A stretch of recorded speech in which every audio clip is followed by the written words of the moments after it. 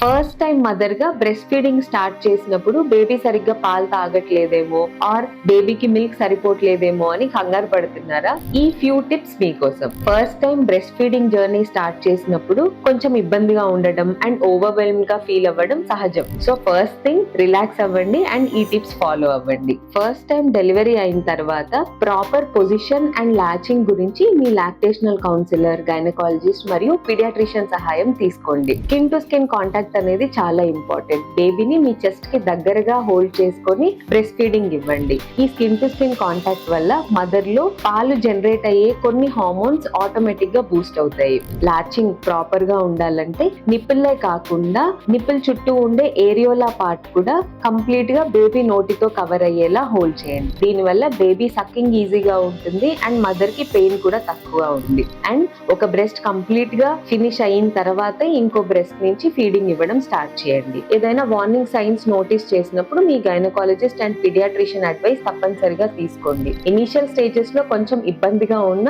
Time తో organic గా అన్ని సెట్ అవుతుంది. ఫస్ట్ టైం డెలివరీ అయిన ప్రతి మదర్ కి ఈ వీడియోని షేర్ చేసి సపోర్ట్ చేయండి.